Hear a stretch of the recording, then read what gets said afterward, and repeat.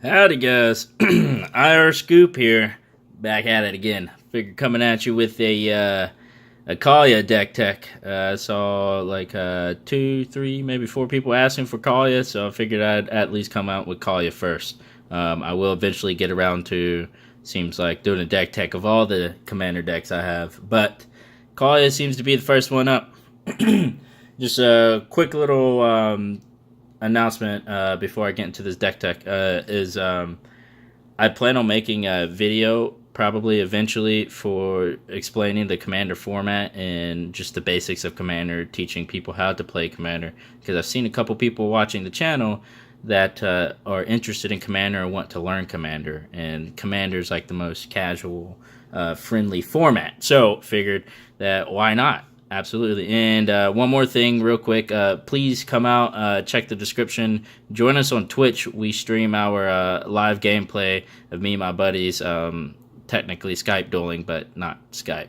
I put forth a little extra effort with some help from friends and managed to figure out how to get my ideal from the previous video working on Twitch. Okay, so with no further delay, let us get right into this deck tech of Kaalia, the evil one. Kaalia the Vast. Okay, so we're going to be running 37 lands here off of this deck. 37 lands, because all you really need is just 4 out to be able to cast Kaalia, and then just pray that Kaalia stays out. If Kaalia doesn't, if nobody answers your casting of your Kaalia to your attacking of Kaalia, it will be game over. Generally, you're going to be casting Kaalia turn 3 or turn 4. If not, you kept a bad hand with this deck. And then if not answered, you're going to win anywhere between 1 to 4 turns after. So potential start winning on turn 4, actually. I can even show you that. So we are running a total of 10 swaps here. These are basic lands first. So 10 swamps. And then I believe it is 8 mountains. Going crazy with the 8 mountains. 10 swamps, 8 mountains, and 8 plains for your basics. 10, 8, 8. That is your Mardu right there. Now for the fancier lands, still rather on the cheaper side of things as far as lands are concerned. Command Tower, of course, Commander staple, taps a rainbow. A Nomad Outpost, which is technically rainbow for this deck. It taps for Mardu, red, white, or black. A Dragon Skull Summit. Enters battlefield tapped unless you control swamp or mountain, red, black. We're actually running 3 lands that can produce red, black. Dragon Skull Summit. Tainted Peak. It adds 1 colorless mana, or it can add a black and a red mana. But you can only play that if you control swamp. And then the next one is Sulphurous Springs. It adds 1 colorless mana, or it can add a black or red mana, but then you take 1 damage. Which isn't too much. As far as white and black is concerned, we are running 2 dual lands for white black. Isolated Chapel, enters tapped unless you control plains or swamp. I think we pulled a couple of those in the Dominaria boxes. Tainted Fields adds 1 colorless mana to your mana pool. Add white or black to your mana pool, but you can only play this ability if you control swamp. Sounds familiar, huh? As far as our mono-tapped lands, we're running Spine Rock Null, which is neat for its hideaway. So when it comes into battlefield, you look at the top 4 cards of your library, you put one of them face down, generally underneath this card, and then put the rest on the bottom of your library. And then you could pay 1 red and tap it anytime you do 7 or more damage in 1 turn, and you could play that exile card for free. Otherwise, it just comes in tapped at 4 red mana. Spine Rock Null. Flamekin Village also comes in tapped for a red mana. The first little bit here, it would come untapped if you controlled an elemental or reveal an elemental, but we obviously have no elementals in this deck. For those of you that do not know, Kaalia is an Angels, Demons, and Dragon deck. Kaalia, whenever she attacks, you get to play an Angel, Demon, or Dragon for free from your hand, and it enters the battlefield tapped and attacking. And the cool thing is that it says you may put. So you're not casting, so it cannot be countered with the counterspell, but of course they could kill Kaalia. But if you already declared Kaalia an attacker, you would still get the effect because it would go into the stack. I probably should have read that first before starting the deck tech. We're learning. We're all learning here together. Yeah, so Flamekin Village, the uniqueness of the Flamekin Village is that yes, it enters tapped, and it's only for a red, but you can tap it and give target creature haste. Haste is important because it's possible to attack with Kaalia as soon as you can. Like, you want to attack with her the same turn you pull her out, because that makes life easier and you get to be more explosive. Kaalia is an aggro deck, and with aggro you want to be explosive most times. That's why it's aggro. Bajuka Bog, kind of commander staple here. Enters tapped. When it enters, you exile all cards from target player's graveyard. Taps for 1 Schwamp. Rogue's Passage is good for getting Kaalia through, because sometimes you'll find yourself not wanting to attack with Kaalia, because if you do, she's going to get blocked and then she's going to die. That's the only backdraw, I guess, to Kaalia, is that she has to attack to start popping off. Okay, Rogue's Passage, it goes for 1 colorless mana, or you could pay 4, tap it, target creatures unblockable this turn. So that's obviously valuable for Kaalia. Sometimes you can cheat even your bigger creatures in. I do believe we are running 10 artifacts here. Most of these are mana ramp, so the majority of these artifacts are mana ramp, because like I said, you want to pull, the goal here is to pull Kaalia out as fast as you can. Generally, you're looking for an opening hand of at least 2 colors. It's 2 different colors with lands, and then 1 mana rock. So then you can, turn 2 or turn 3, you're dropping your mana rock. So turn 4, she's coming out with haste, or you can cast her on turn 3. Okay, so Commander Sphere, Commander Staple, by the way, if you can't catch on by it being in the name, it taps a rainbow, or you can sacrifice it and draw a card, which helps in game. So it's not, if it's an early game mana rock, in game it's a helpful draw spell, because once you get Kaalia out, if nobody's answering Kaalia, like, you don't need mana anymore. Every now and then you'll find yourself casting something, but you'll almost never hard cast anything from Kaalia, which is why all the creatures like CMC 7 and higher. Darkstone Ingot, another commander staple. 3-drop mana rock, taps for rainbow. Soul Ring, of course, commander staple right here if you do not play commander. There's quite a few staples, but this is definitely one of them. You play it for 1 colorless mana, and it adds 2 colorless mana to your mana pool. It's a mana rock. Another mana rock, Felwar Stone, for 2 CMC. You could tap it for any color that a land an opponent controls can produce. So that's really helpful against people that have dual lands or whatnot. You can either use it for colorless mana, or you can use it to fill up one of your manas if you're lucky and they're playing one of your colors. Talisman of Indulgence for 2. Taps for 1 colorless, or tap it. It adds 1 swamp or mountain to your mana pool, but it deals 1 damage to you. Another mana rock here, Cold Steel Heart for 2. It comes into play tapped. As it comes in, you choose a color, and then it taps for whatever color you chose. I think this is the final mana rock, Boros Signet, 2-drop, pay 1 colorless, and it's basically a filter, and it gives you red and white. So it costs 1 but gives you 2, so it basically counts as another land. Lightning Greaves for haste, Swiftfoot Boots for haste. Lightning Greaves costs 2 to play. It equips for 0. That's the key thing. Equipped creature has haste and shroud. Be mindful that shroud also protects the creature from your own abilities, like that target. So just keep that in mind for like Aegis Angel and other abilities that you would ever play. Just so you're aware that do what you need to do to your creature, not just for Kaalia, but in anything. Be aware. Be aware. I've screwed myself with Lightning Greaves. Swiftfoot Boots, same thing as Lightning Greaves, but it costs 1 colorless to equip, and it's hexproof, so you can target your own creature with your abilities. Strionic Resonator. This is a 2-drop artifact. You pay 2, tap it, and you can copy any trigger ability you control and choose new targets. This is helpful for Kaalia because instead of pulling out 1 angel, demon, or dragon, you can pull out 2. Self-explanatory. Alright, so moving on to our enchantments here. Let me separate those. Okay. We got Phyrexian, Reclamation, however you'll say.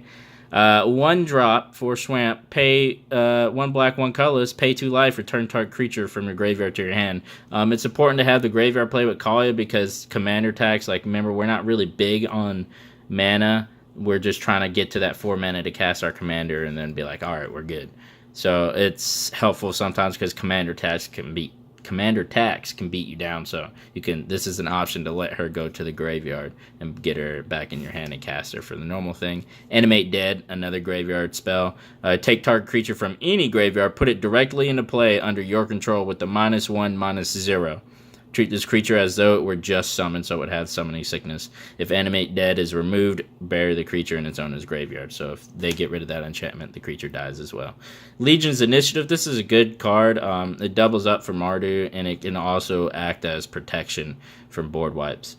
Red creatures get +1. White creatures get +1 toughness. +1 power for red, +1 toughness for white. And then you can pay red-white Boros. Exile this enchantment, and then exile all creatures you control at the beginning of the next combat. So whether you've entered your combat or if you have at the beginning of your next opponent's combat, all of them will re-enter. So it blinks them until the next combat. That's helpful for when somebody casts a board wipe. More pseudo graveyard right here. Angelic Renewal. If any creatures are put into your graveyard from play, you may sacrifice Angelic Renewal and put one of those creatures into play. So, like, if Kaalia dies, you can just sack Angelic Renewal and return Kaalia to the battlefield, or any other creature on your side of the field. Dance of the Dead, another graveyard play. Take target creature from any graveyard, put it directly into play under your control, tapped, with the 1/1. Treat that creature as though it were just summoned. The creature does not untap during its controller's untap phase. At the end of his or her upkeep, its controller may pay an additional swamp and colorless to untap it. If Dance of the Dead is removed from play, or bury that creature. So now we are owns to our sorceries. We got through our graveyard play there. That's basically all our enchantments are, is protection, because you got to keep Kaalia alive. You win by attacking with Kaalia, so the deck is surrounded. The synergy is big evil creatures, and then Kaalia is the one that brings them out. So the first card is going to be Demonic Tutor. Sorry, I'll run proxies on some of these decks because I have the same card across multiple decks. So here's my original from my Wizards. Demonic Tutor. This is tutoring, so we obviously want tutor effects to get those broken, the answers / broken creatures out of our decks into our hands so we can attack with Kaalia and end the game faster. So Demonic Tutor is search your library for a card, put it into your hand for 2. Increasing Ambition is the same thing except for it has flashback. Search your library for a card and put that card into your hand. If Increasing Ambition was cast from your graveyard for 8, search your library for 2 cards instead and put those into your hand. But this is an original casting cost of 5. Now we got our card advantage, which is read the bones, you scry 2, draw 2, and then lose 2. And that's a total of 3 mana to cast that, so that's not too bad. We got Ancient Craving, draw 3 and you lose 3.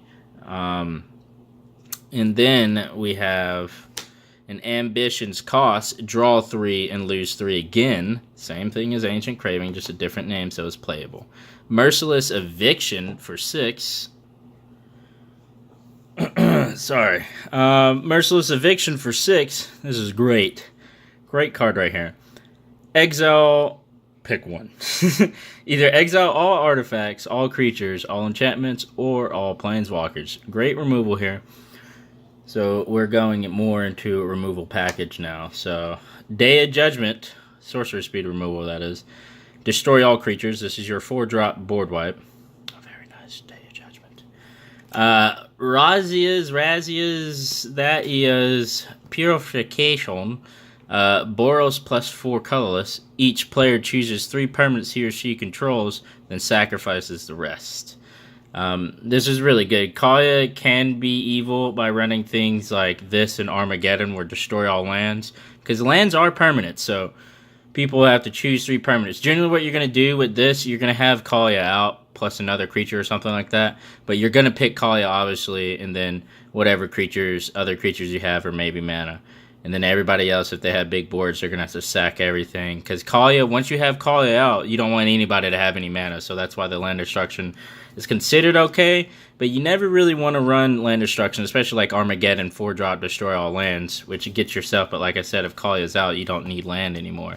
You don't want to play cards like this unless you're about to win, because it's just like in a casual format, this is just rude. Very bluntly put. A lot of times I'll get this card and it'll just be a dead card because like I don't want to be that guy. But sometimes I will play it. Earthquake, 1 red and then X. Earthquake deals X damage to each creature without flying and each player. This is a really good card. Typical burn card. Unburial rights, 1 more graveyard card here at sorcery speed. Return target creature card from your graveyard to the battlefield. Oh, sorry, I guess it was too close for the focus there. Return target creature from your graveyard to the battlefield for 1 black and 4 colorless. For 1 white and 3 colorless, you can flash it back, so cast it again from your graveyard. Now we're moving on to our instants, which I'm pretty sure all the instants here are removal. Every single one of them. Removal of one type or another. So, terminate, 1 black, 1 red, destroy target creature, can't be regenerated. Utter end, 4 CMC, 1 white, 1 black, 2 colorless, exile target non-land permanent. Mortify, 1 black, 1 white, 1 colorless, destroy target creature or enchantment. Crackling Doom, 4 Mardu, Crackling Doom deals 2 damage to each opponent, and then each opponent sacrifices a creature with the greatest power among creatures he or she controls. So they don't just get to, I'm going to sack this little 1/1 mana dork or this 1/1 token over here. It's like, no, you're going to get rid of your strongest creature. So Crackling Doom is a great removal spell. Swords to Plowshares. This is a staple. This is an older art card that I got from a friend. Remove target creature from the game for 1 white, but it comes at the price of that creature's controller gains life equal to its power. So you can easily remove like that problem in your back right here, a little thorn in your back with Swords to Plowshare. We got Rakdos Charm, which is great for token generated decks, like which it's not too uncommon to see people's deck have some sort of token generation that they can win with. Like Krinko, for example, creating a crap ton of tokens, or Edgar, for example, creating a bunch of vampire tokens, or Krinko with the goblin tokens. That's where Rakdos Charm helps with a little bit of versatility. So 1 black or red, and then you have to choose one. Exile all cards from target player's graveyard, or destroy target artifact, or each creature, this includes your own though, does 1 damage to its controller. So if somebody has like Krinko out and they created like 80 goblins, you're like, Rakdos Charm. And then they kill themselves. It's really helpful in like even decks like Edgar that aren't 100% tokens, but they produce enough tokens. Like that's the potential killing blow. Like, you know, they may have 10 tokens out, they may be at 15 health. Like, cool, I swing at you at 5. Like, ha, I can eat that. And then you're like, ha, Rakdos Charm, you take another 10 and you're done. It's all about hand tricks. That's why instants are so important and whatnot, and knowing how to utilize your cards, which I can make videos as well. In that one video I was talking about creating an introduction into Commander on like play styles and tactics and whatnot. Wear Tear. So back to this instant, it's either destroy an artifact or destroy an enchantment. 1 white to destroy an enchantment, 1 red, 1 colorless to destroy an artifact. Really helpful. You get to this has fuse though, so you can cast both halves of this card from your hand at the same time. You just have to pay 1 white, 1 red, and 1 colorless. Return to Dust, basically the same thing except for exiling and double the amount. So Return to Dust, 2 white, 2 colorless. Return to Dust, exile target creature or an enchantment. If you cast it during your main phase instead of on their turn, you may exile up to 1 other target artifact or enchantment, so you get to double down if you cast it during your turn. Or maybe you have to cast it during theirs because they brought out a potential win con, so that would be the conditions met. And then Volcanic Offering as our final removal. Destroy target non-basic land you don't control. Target non-basic land of an opponent's choice you don't control. So you're going to choose a non-basic land, you're going to destroy it, And then an opponent, you're going to choose which opponent. They're going to choose to destroy a non-basic land that you don't control. So you're basically getting rid of 2 non-basic lands. Volcanic Offering then deals 7 damage to target creature that you don't control. And then another opponent is going to choose to place 7 damage on a creature that you don't control. So this is basically reads, destroy 2 non-basic lands and do 7 damage to 2 different creatures. All of these that you do not control.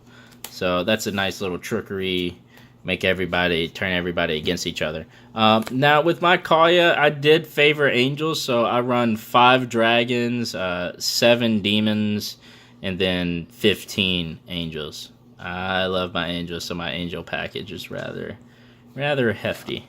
Mainly because I bought the Vault of Angels a while back. So with that, we're gonna jump right into the dragons. The dragons still Hellkite, artifact 6 drop, 5/5 flyer, pay 2. He gets +1 to the end of turn. Now you can keep reactivating this if you have a lot of mana. That's not really why we have him in here. We have him in here for his X.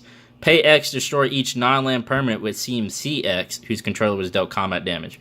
So you hit somebody with still Hellkite and you pay X and destroy whatever permanent it has that X mana cost.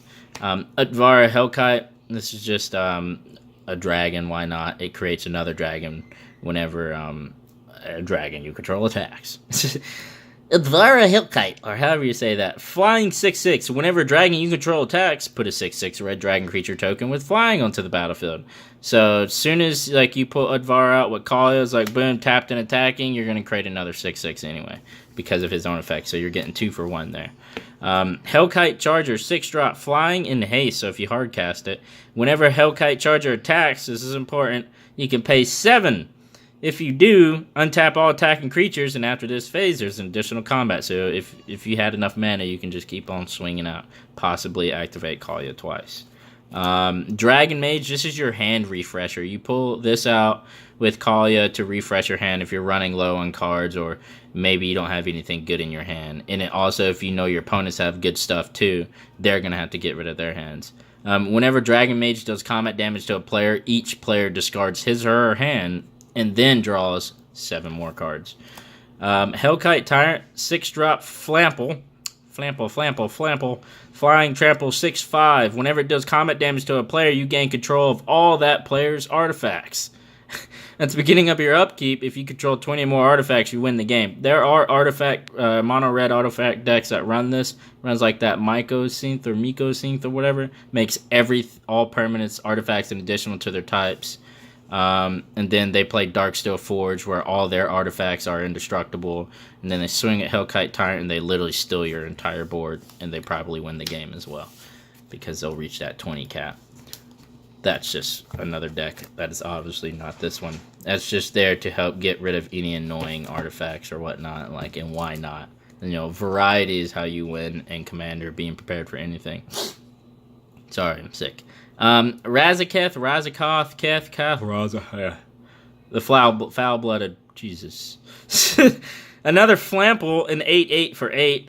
Flample, pay 2 life, sacrifice another creature. Search your library for a card and put that card into your hand. This is a tutor within a creature with the 8/8 Flample. You pay 2 and you have to get rid of a creature, though. That's pretty unsatisfying. Anyway, Runescar Demon. This is another tutor, but better. But only once. A flying for 7. You're mainly just going to cheat this in with Kaalia, and then you're going to go grab your win con. Flying 6/6. When it enters the battlefield, search your library for a card, put it into your hand, then shuffle your library. Now, the great thing about these cards and your demonic tutors and whatnot is that you don't have to reveal the card. You can do whatever you want. You can even go in your deck and pull out a Schwamp, and just to have your opponents panicking that you got something out of your deck. But they'll never know that it was a Schwamp. Obnixilis, Unshackled, 6 drop, 4/4, Flample. Whenever an opponent searches his or her library, that player sacrifices a creature and loses 10 life. Boom, shuts down that library searching. Well, not really if they have enough life, but yeah. Whenever another creature dies, you put a 1/1 counter on him. So this is pretty helpful. That's a pretty nice little demon right there. He's on Obnixilis. Bloodgift Demon. 5 drop, 5/4 flying. At the beginning of your upkeep, target player draws a card and loses 1 life. Now, generally, you're going to be targeting yourself.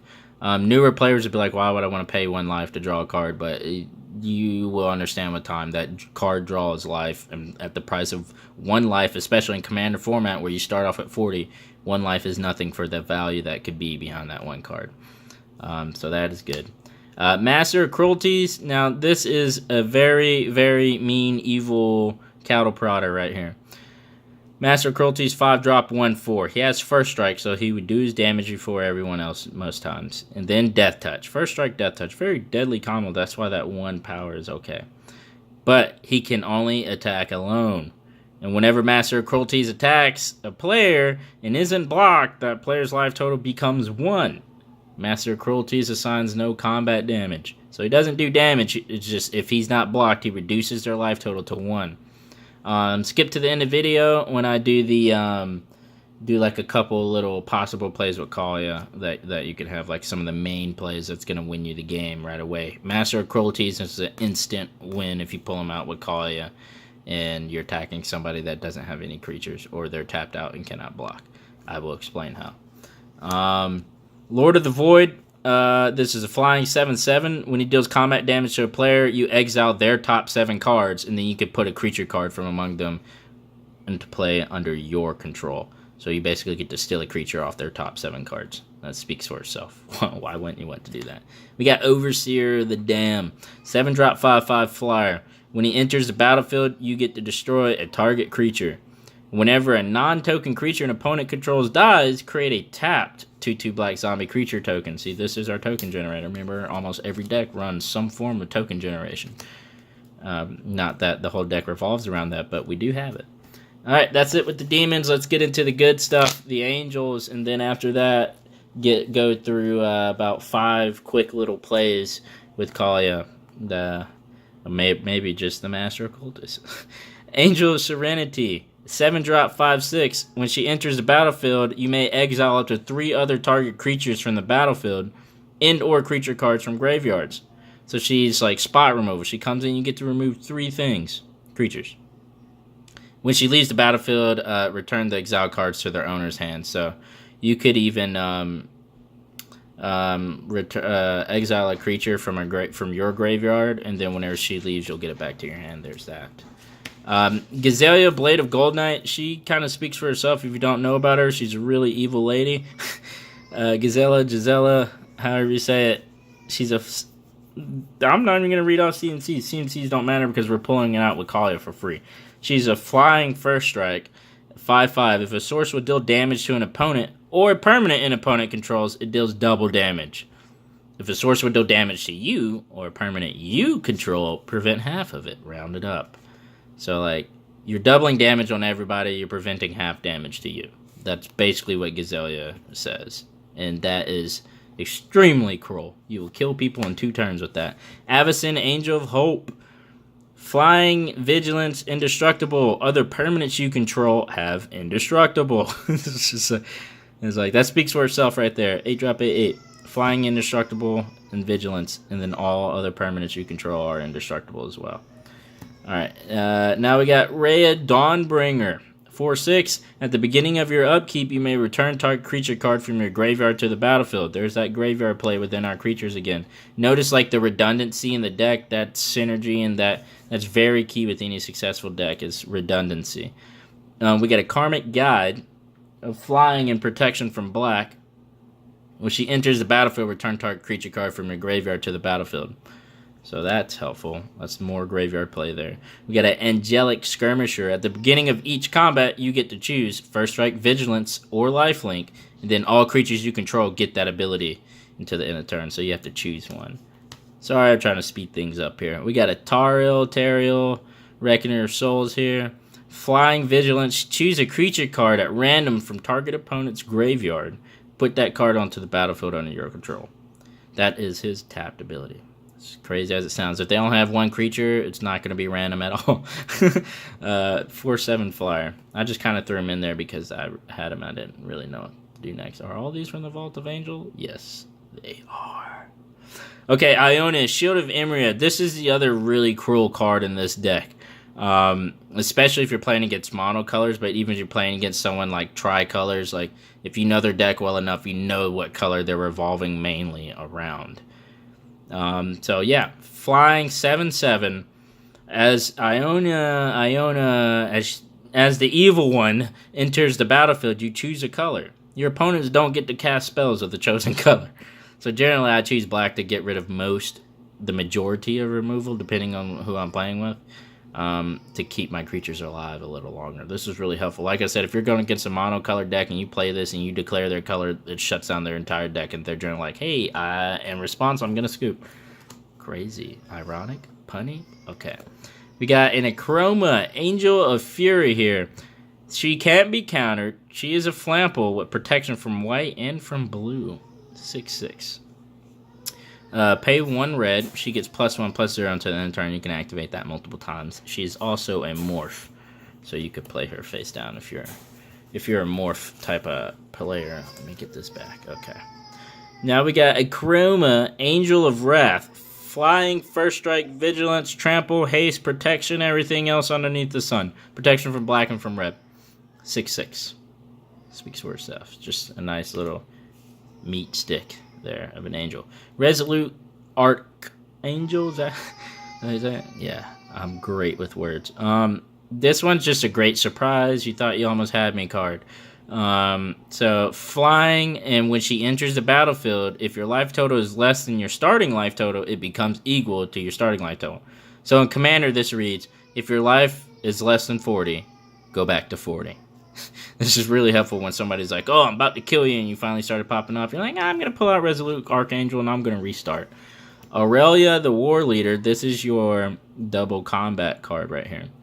Aurelia is just extremely cruel. She's got flying, vigilance, and haste.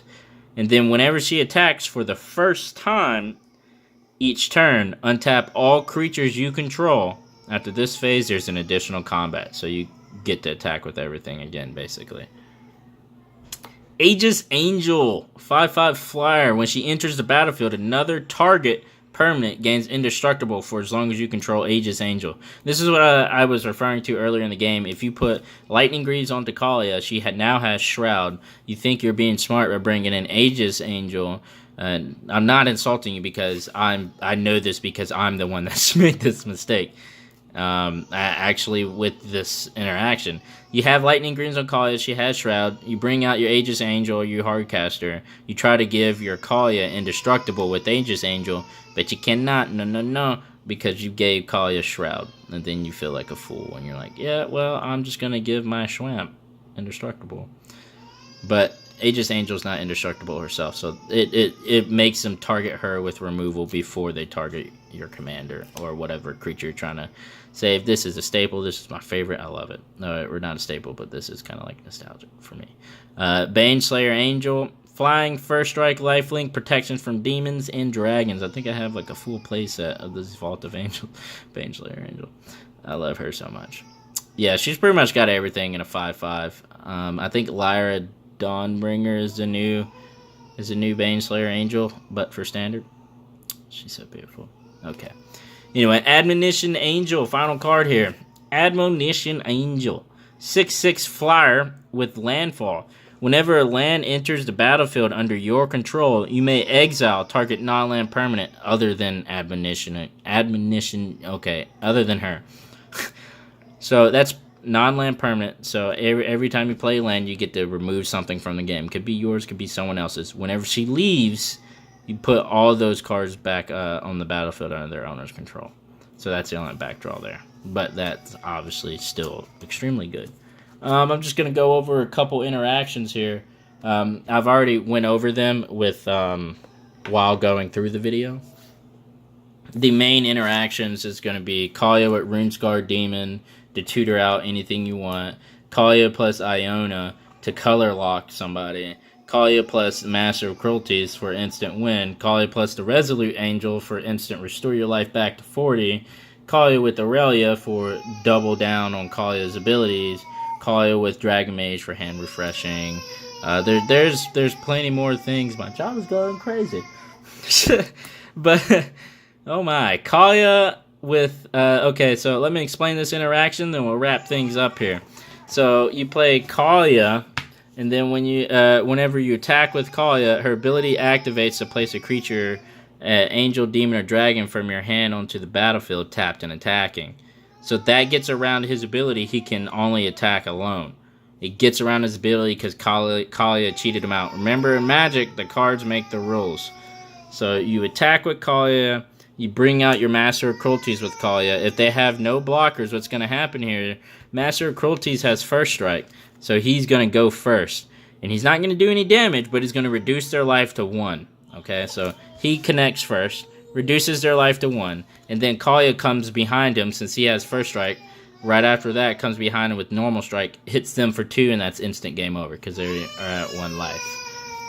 Okay, and that's the deck tech for Kaalia. If you guys would like to see the deck techs for any of the other commanders, let me know how it did, or give me tips on things to do besides running my mouth so much. And again, please do join us on Twitch. We're going to try and make that a normal thing at least every other day for us to be streaming on Twitch. And you guys can watch me, myself, and my play group go at it in Commander. And a lot of times we end up trying to get any viewers to join in with us. But so far we haven't had any success on that. Also, tomorrow it's going to be Commander Super Friends versus Super Friends. My Joda Super Friends versus my buddies Atraxa Super Friends on Twitch. And then also... it will be on Saturday. I will be playing with one of our subscribers. One of you guys. I will be playing with you guys. He opened a fat pack of Exilon, and he wanted to go Exilon versus Dominaria. So I'm using the cards I pulled from the Dominaria boxes versus his cards he pulled from his deck builder kit for Exilon. Which is kind of unfair since I had 2 boxes versus... I had like, what, I think 76 packs versus his... or 72 packs versus his 10 packs. So it's a little unfair there, but he's all about it. Hard Charger, that will be on Twitch this Saturday. Join the Discord, follow me on Twitter for updates on videos and streams and etc. etc. Thank you so much for watching, especially if you stuck with me all the way through this long, me running my mouth. Hope you guys enjoyed the deck tech. Let me know what you think about it, and I start posting more instead of just doing opening packs and giveaways. And then do follow me on Twitter and or Twitch, so that way we can get some live streams going, and maybe we will end up playing together someday. Thank you so much, guys, for joining me. IR Scoop, out.